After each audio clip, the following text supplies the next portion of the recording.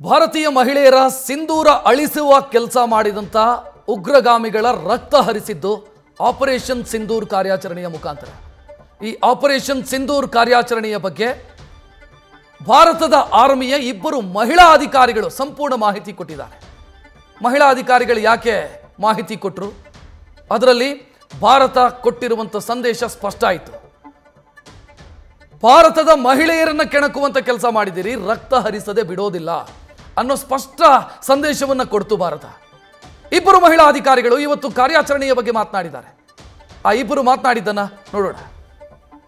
सुप्रभात देवियों और सज्जनों, मैं कर्नल सोफिया कुरैशी और मेरे साथ विंग कमांडर व्योमिका सिंह आज आपको 6 से 7 मई 2025 की रात 1:05 से 1:30 बजे के बीच भारतीय सशस्त्र बलों द्वारा अंजाम दिए गए ऑपरेशन सिंदूर के बारे में जानकारी देंगे। ऑपरेशन सिंदूर 22 अप्रैल को पहलगाम में हुए विभत्स आतंकवादी हमले के शिकार मासूम नागरिकों व उनके परिवारों को न्याय देने के लिए लॉन्च किया गया था। इस कार्रवाई में 9 टेररिस्ट कैंप्स को टारगेट किया गया और पूरी तरह से इसे बर्बाद किया गया। पाकिस्तान में पिछले 3 दशकों से टेरर इंफ्रास्ट्रक्चर का निर्माण हो रहा है।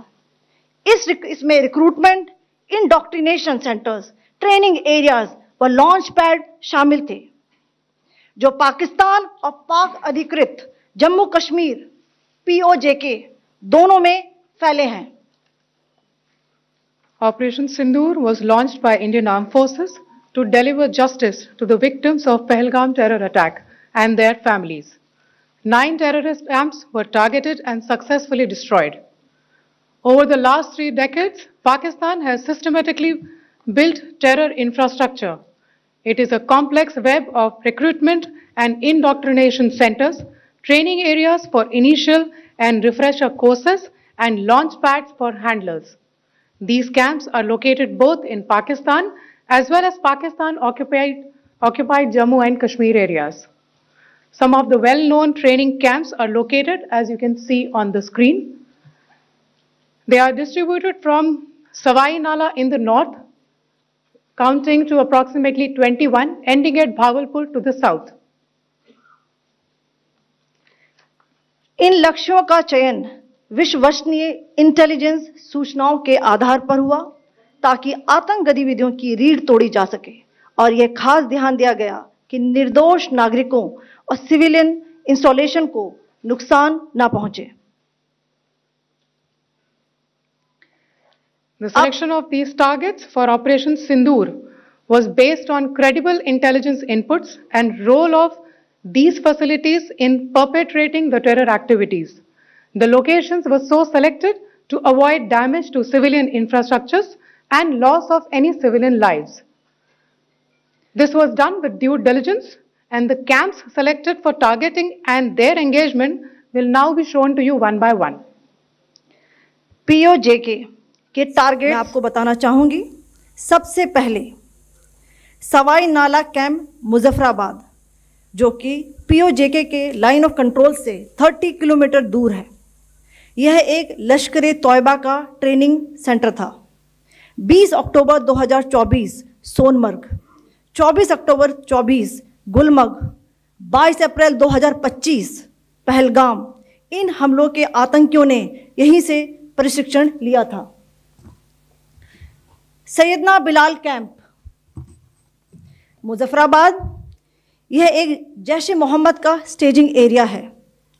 यह हथियार, विस्फोटक और जंगल सर्वाइवल ट्रेनिंग का केंद्र भी था। गुलपुर कैंप कोटली,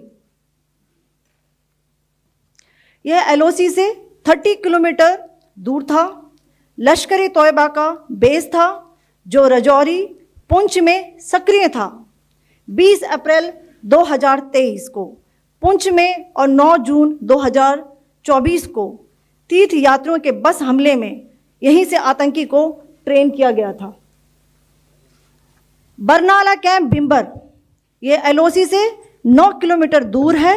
यहाँ पर हथियार हैंडलिंग, IED व जंगल सर्वाइवल का प्रशिक्षण केंद्र था। अब्बास कैंप कोटली,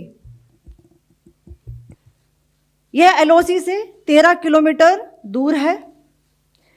लश्कर तौयबा का फिदाइन यहाँ तैयार होता था।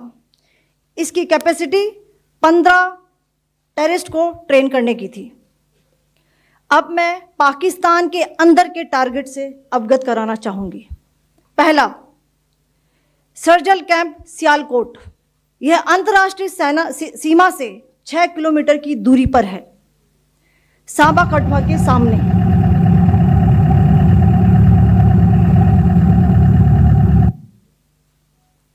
मार्च 2025 में जम्मू एंड कश्मीर पुलिस के 4 जवानों को की जो हत्या की गई थी, उन आतंकवादियों को इसी जगह पर ट्रेन किया गया था।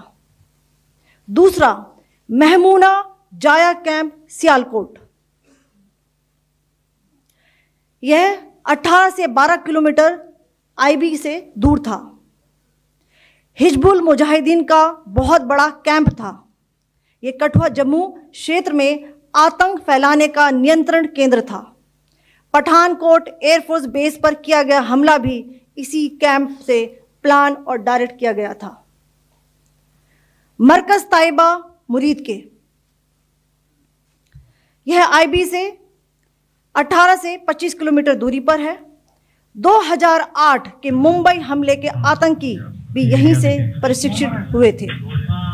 अजमल कसब व डेविड हेडली भी यहां ट्रेन हुए थे।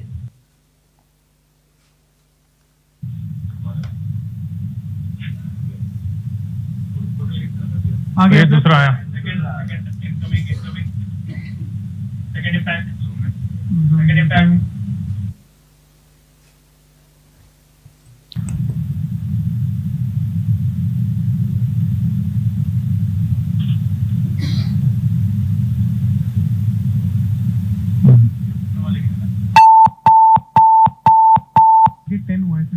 टारगेट 10 हुआ, एंक्लोजर सेम ही है।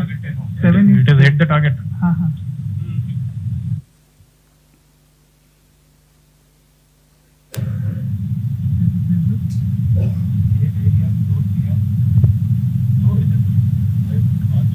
आ गया सर।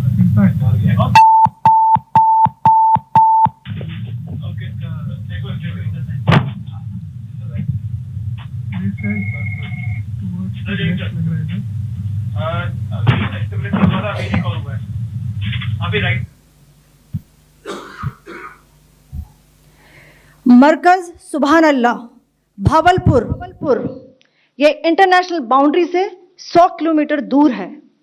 जैश ए मोहम्मद का मुख्यालय था। यहाँ पर रिक्रूटमेंट, ट्रेनिंग व इंडोक्ट्रिनेशन का केंद्र भी था। शीर्ष आतंकी अक्सर यहाँ आते थे। मैं आप सबको बताना चाहती हूँ कि किसी भी सैन्य ठिकाने का निशाना नहीं बनाया गया और अभी तक किसी तरह की नागरिक क्षति की रिपोर्ट नहीं है। धन्यवाद। जय Hind. The strike on the terror camps were undertaken through precision capability, as shown to you. A niche technology weapons with careful selection of warheads was ensured so that there will be no collateral damage. The point of impact in each of the target was a specific building or a group of buildings. All the targets were neutralized with clinical efficiency, and the results reiterate the professionalism of the Indian Armed Forces in the planning and execution of their operations. No military establishments were targeted. India has demonstrated considerable restraint in its response. However, it must be said that the Indian Armed Forces are fully prepared to respond to Pakistani misadventures, if any, that will escalate this situation. Jai Hind and thank you very much. News first ನಿರ್ಭೀತಿಯಿಂದ ನಿಮ್ಮ ಪರವಾಗಿ.